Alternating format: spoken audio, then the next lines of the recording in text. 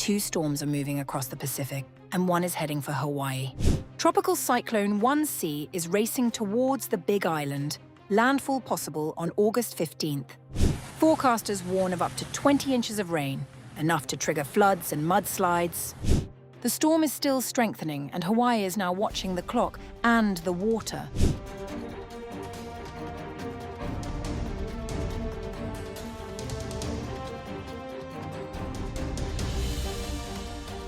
The Pacific Ocean is stirring up trouble on two fronts this week, with one storm gathering strength far out at sea and another edging closer to Hawaii's shores.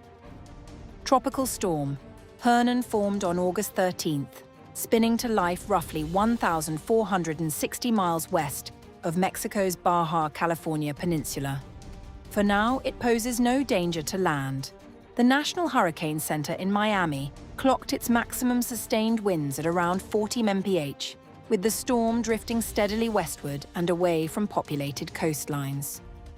But it's the second system that has forecasters and island residents watching closely. Potential tropical cyclone One-C, sitting about 775 miles east-southeast of Hawaii, is on a collision course with the archipelago. Though its winds match Hernan's at roughly 40 mph, the storm hasn't yet organized enough to earn official tropical storm status. That could change fast. Forecasters expect the system to strengthen and make landfall on the southern Big Island as a tropical storm on August 15th. The real concern isn't wind, it's water. Meteorologists are warning of rainfall totals between 5 and 10 inches across the Hawaiian Islands, with some areas potentially seeing as much as 20 inches. Heavy rain, dangerous surf, and strong winds are expected to arrive from the evening of August 14th, raising the risk of flooding and mudslides across the island chain. The National Hurricane Center has not ruled out further intensification before the system reaches land, meaning residents on the Big Island and beyond are being urged to prepare for a wet and potentially disruptive weekend. Meanwhile, on the other side of the globe, a storm system in the Atlantic is winding down.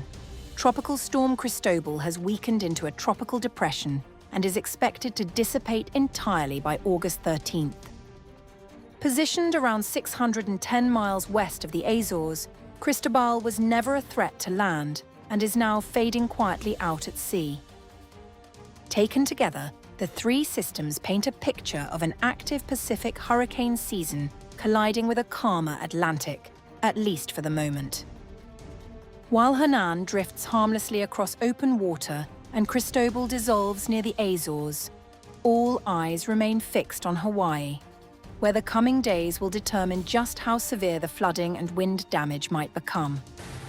For now, island authorities are monitoring the storm's path closely, with updates expected as the system approaches the Big Island's southern coast this weekend.